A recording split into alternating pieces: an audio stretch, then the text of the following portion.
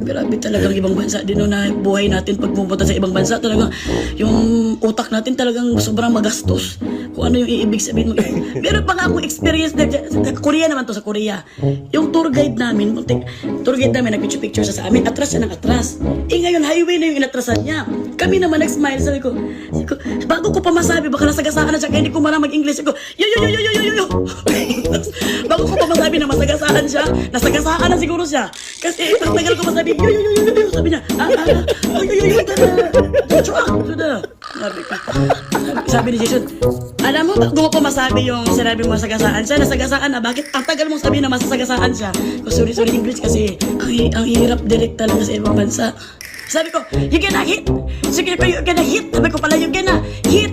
Tapos hindi ko anong nisira. You gonna hit by the run. Pero hit and run pala yung sabi ko. Sobrang nagmamadali ako, yun ang sabi ko sa kanya. Oh, ganun siya. Yeah, sorry. Kung sa English direct, na-experience ko sa Hong Kong. Okay lang naman ito sa Hong Kong, hindi sa Korea. Oo, sige. Kasi Okay lang naman. kasi magka-Korea lang to eh. Kasi yung nangyari, sa Hong Kong pa lang, pagka talagang high blood sila doon. Magtanong ka lang doon, where's the girl? No! Ganun agad sila sigaw, agad sila may high blood sila doon. Nakakatanggal naman doon. So lagi kami nasasaktan talaga kami first day namin doon. Matatanong kami, how much? I said, no! Ganun talaga sa ulo. Makasakit naman sila ng puso. Tapos magtanong kami sa hotel, sa taxi, can we go to the hotel? No! Ulo. Pero sabi namin, hindi tayo magpatalo dahil 4 days na naiiwan natin dito. Dapat lumaban tayo sa kanila. So, dapat unahan natin sila ng galit. Kahit nung the next day namin, direct umorder kami. Order of chicken! So, bucket of chicken!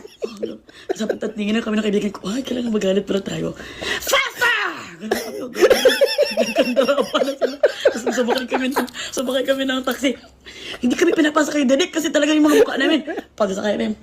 Sumakay agad kami, hindi na kami nagtanong kung saan kami pumunta. Go us to the Imperial Hotel! Ganun na pala. Sige, kailangan mas matapang tayo.